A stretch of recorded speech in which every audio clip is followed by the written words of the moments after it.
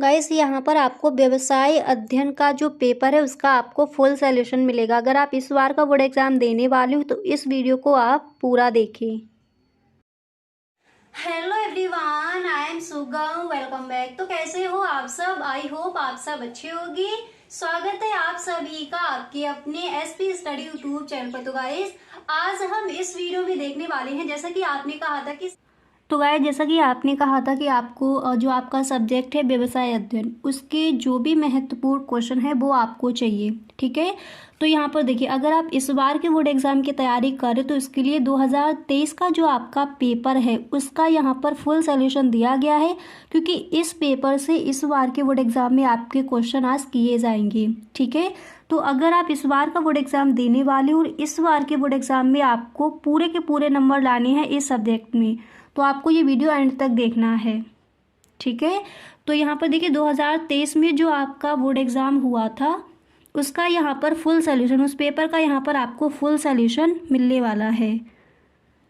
तो यहाँ पर पहले जो आपके ऑब्जेक्टिव क्वेश्चन हैं उनको देखते हैं, इसके बाद जो आपके सब्जेक्टिव क्वेश्चन होंगे उनको भी देखेंगे। क्लियर? तो आप देख सकते हो पहला यहाँ पर दिया गया है कि प्रबंध का सामाजिक उत्तरदायित्व है। क्या है? आ नंबर पर ऑप्शन है सभी के प्रति, बा नंबर पर है केवल कर्मचारियों के प्रति, एंड सा नंबर पर है सरकार के प्रति। इसी तरह से दा नंबर पर आपका ऑप्शन दिया गया है केवल उपभोक्ता के प्रति। तो यहाँ पर आपका जो राइट ऑप्शन है वो कौन सा हो जाएगा?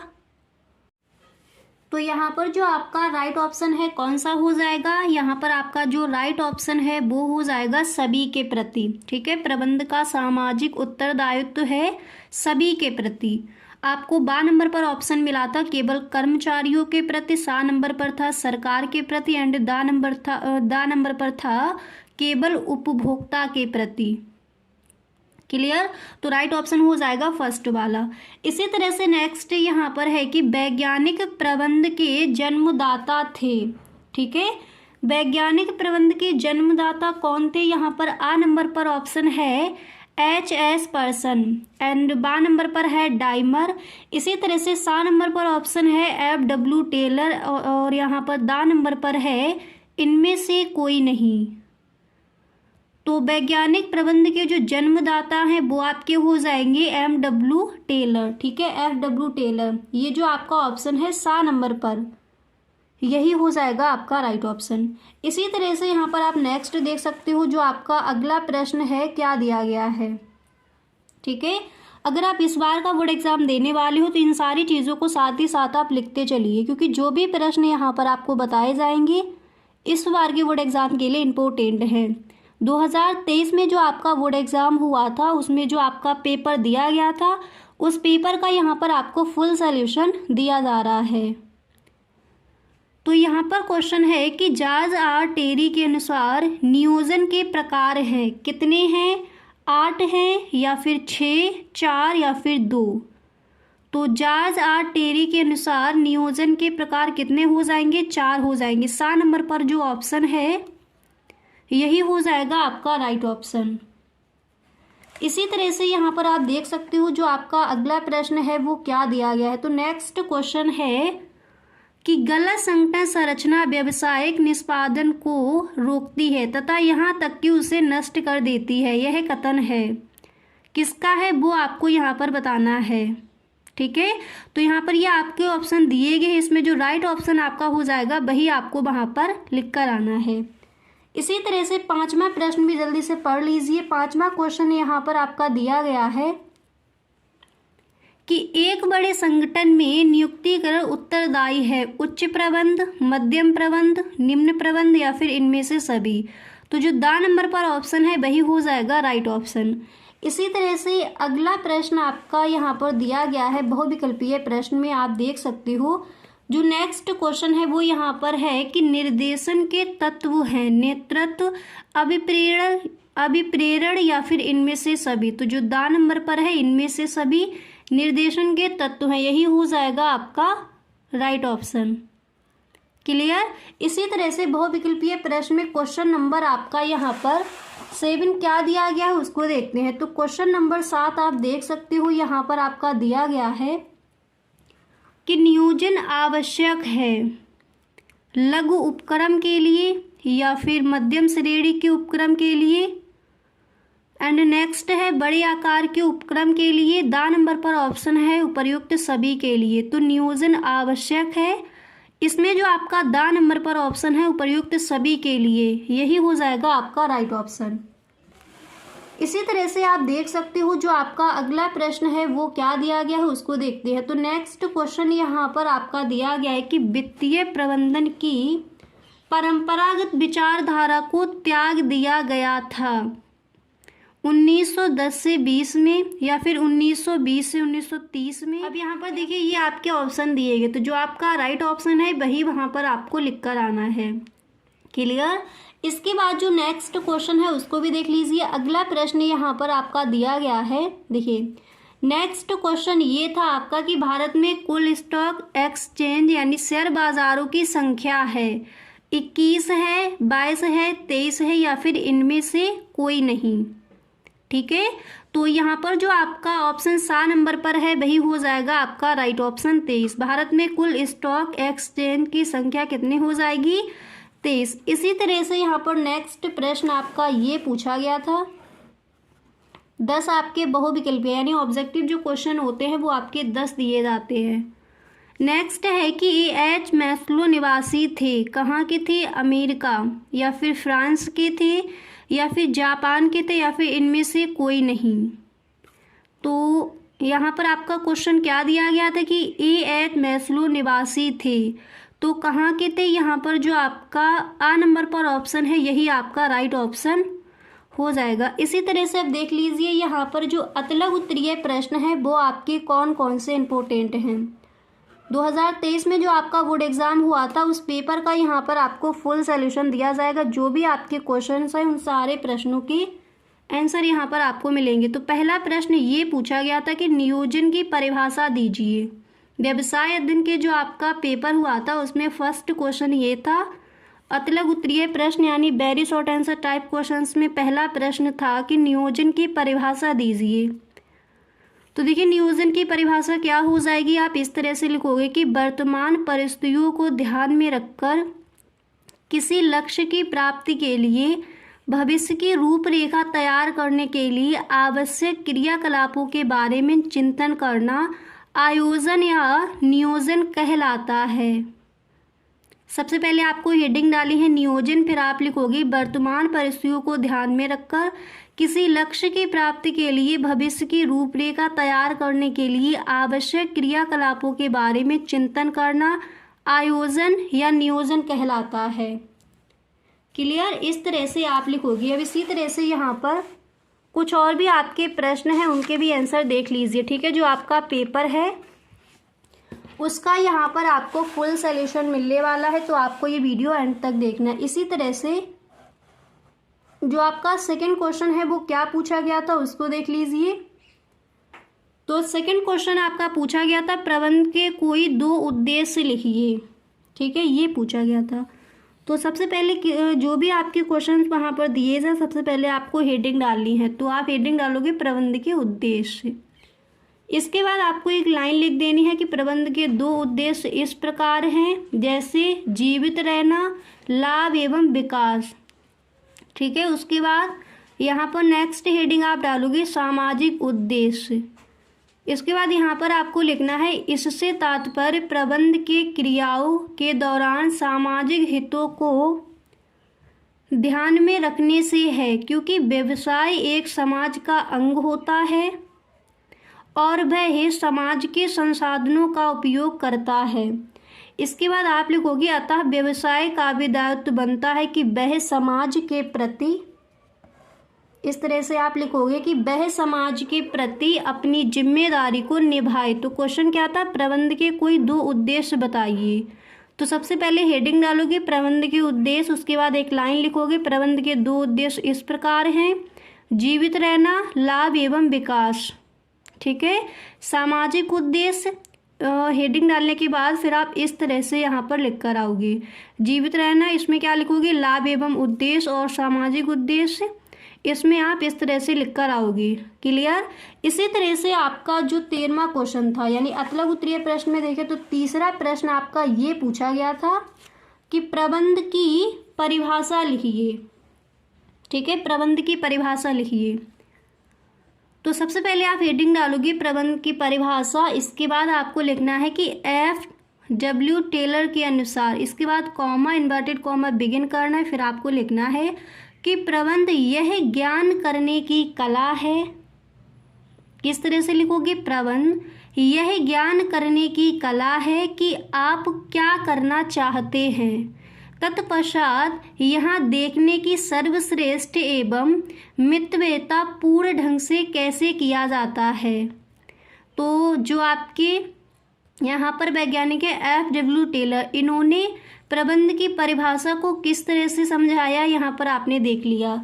इसके बाद यहाँ पर आप देखिए नेक्स्ट आप यहाँ पर लिखोगे हेनरी फ्योल के अनुसार, यानी हेनरी फ्लोर ने प्रबंध की जो परिभाषा है उसको किस तरह से बताया है। तो इन्होंने कहा है कि प्रबंध का आशय पूर्व अनुमान लगाना या योजना बनाना, आदेश देना, समन्वय करना तथा नियंत्रण करना है। तो इन्होंने इस तरह से प्रबंध की परिभाषा को परिभाषित किया। क्लियर, यहाँ तक समझ आ गया प्रबंध की परिभाषा आप किस तरह से लिखोगे। इसके बाद जो आपका चौथा प्रश्न था, तो 2023 में जो आपका बोर्ड एग्जाम हुआ था उसमें चौथा प्रश्न आपका ये पूछा गया था कि संगठन की कोई 2 विशेषताएं लिखिए।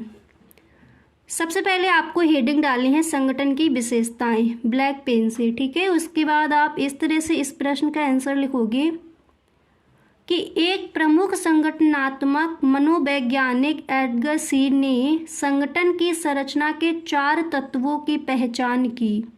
सामान्य उद्देश्य, समन्वित प्रयास, श्रम का विभाजन और प्राधिकरण का पदानुक्रम 4 तत्वों में से प्रत्येक एक प्रभावी संरचना के एक आवश्यक घटक का प्रतिनिधित्व करता है। इसके बाद यहाँ पर आपको पॉइंट डालकर लिखना है 2 या 2 से अधिक व्यक्ति का होना, निश्चित उद्देश्य का होना। इनमें भी आपको एक एक या फिर 2-2 लाइनें इसके अंदर भी आपको लिख देनी है। अब इसके बाद यहाँ पर क्वेश्चन नंबर 5 आपका पूछा गया था अतलग उत्तरीय प्रश्न में, आप देख सकते हो।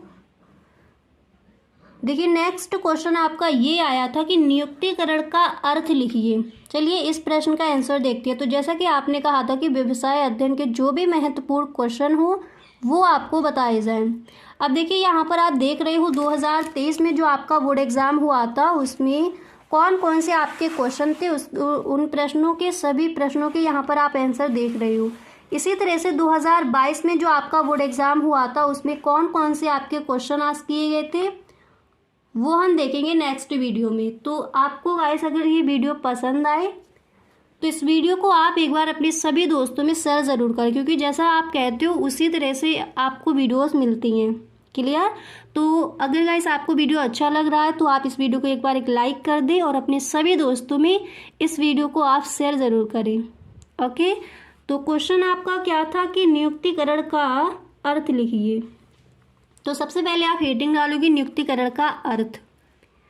हेडिंग डालने के बाद आपको यहाँ पर इस तरह से लिखना है कि किसी संगठन में मानवीय संसाधनों की नियुक्ति और विकास के प्रबंधकीय कार्य से जो संगठन में अनेक प्रबंधकीय और, तो देखिए आप यहाँ पर इस तरह से लिखोगे कि नियुक्ति और विकास के प्रबंधकीय कार्य से जो संगठन में अनेक प्रबंधकीय और गैर प्रबंधकीय क्रियाएं करते हैं, इसके अंतर्गत मानव शक्ति की आवश्यकताओं का निर्धारण तथा संगठन के विभिन्न पदों पर लोगों की भर्ती, प्रशिक्षण और विकास सम्मिलित है। तो नियुक्तिकरण का अर्थ लिखिए। आप इस तरह से इस प्रश्न का आंसर लिखकर आओगे। क्लियर, यहाँ तक आपको समझ आ गया। अब इसी तरह से जो आपका अगला प्रश्न क्या है उसको भी देख लीजिए। नेक्स्ट आपका यहाँ पर क्वेश्चन दिया गया है कि अभिप्रेरण की क्या अवधारणा है, लिखिए। अभिप्रेरण की क्या अवधारणा है। ठीक है, तो देखिए इस तरह से आप इस प्रश्न का आंसर लिखकर आओगे कि अभिप्रेरण का अर्थ किसी व्यक्ति के लक्ष्योन्मुख व्यवहार को सक्रिय या ऊर्जान्वित करता है। इसके बाद आप लिखोगे कि प्रेरणा वाणी की वह अवस्था है जिसमें उसकी शारीरिक शक्ति वातावरण में उपस्थित विभिन्न चीज़ों में से किसी विशेष चीज को प्राप्त करने की ओर चयनात्मक ढंग से अग्रसारित होती है। तो अभिप्रेरण की क्या अवधारणा है, आई होप सही ढंग से यहाँ पर आपको समझ आ गया होगा। इसी तरह से आपका नेक्स्ट क्वेश्चन क्या पूछा गया था उसको भी देख लीजिए। क्वेश्चन नंबर 17 आपका ये पूछा गया था कि वित्तीय प्रबंधन की परिभाषा दीजिए। वित्तीय प्रबंधन की परिभाषा दीजिए, तो आप इस तरह से लिखोगे J.L. मेसी। तो इन्होंने कहा है कि वित्तीय प्रबंध एक व्यवसाय की वह संचालनात्मक प्रक्रिया है जो कुशल प्रचालनों के लिए आवश्यक वित्त को प्राप्त करने तथा उसका प्रभावशाली ढंग से उपयोग करने हेतु उत्तरदायी होता है। इसके बाद यहाँ पर आपका अगला प्रश्न कौन सा आप तैयार करोगे उसको देखिए। तो नेक्स्ट क्वेश्चन आपको ये तैयार करना है कि व्यावसायिक वित्त के 2 महत्व लिखिए। अब यहाँ पर देखिए व्यापारिक वित्त के महत्व, यहाँ पर फर्स्ट हेडिंग आप ये डालोगे। उसके बाद यहाँ पर आपको हेडिंग डालनी है व्यावसायिक वित्त। पहले बीच में इस तरह से हेडिंग डालोगे, फिर आप डालोगे व्यावसायिक वित्त। फिर इसमें आपको लिखना है कि वितरकों द्वारा विनिर्माताओं एवं व्यापारियों को कच्चा माल, मशीन के पुर्जे आदि उधार विक्रय में दी जाने वाली सुविधाएं ही व्यापारिक साख होती है। यह आपूर्तिकर्ता द्वारा धन प्रदान करने के समान ही है।